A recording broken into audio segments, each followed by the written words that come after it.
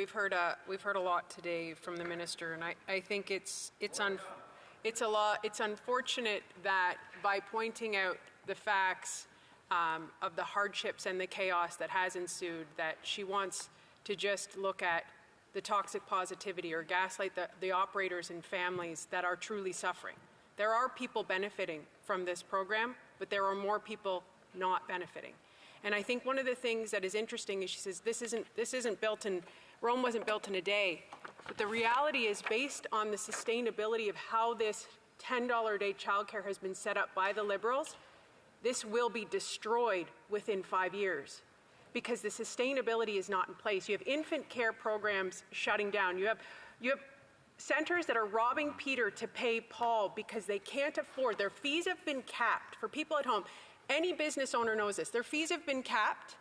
So now they cannot increase their fees, but the costs have went up. So my question to the minister is, what is the funding coming to fund this? Because every province and every territory says they need more money. Where are they going to get that money from? The Honourable Minister of Families, Children and Social Development.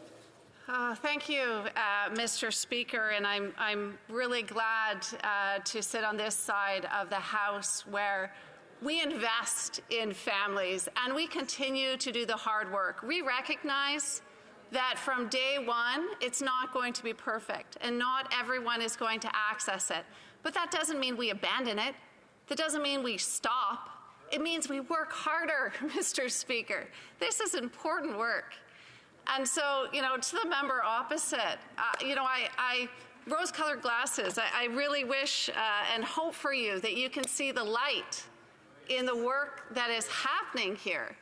Undoubtedly, this creating a national child care system, this is about families. This is about investing in our children. And she speaks of the funding formulas. I've shared, this is a $30 billion investment on our part. The funding formulas are the responsibilities of the provinces and territories. And where there are challenges, as we most recently saw in Alberta, guess what? They sat down with the operators and they figured it out. And they put forward advances to recognize their cash flow issues. They're renegotiating their funding formula. This is the work of the provinces, Mr. Speaker. We're there to support them. We're there to help fund with $30 billion. But ultimately, they need to do that work.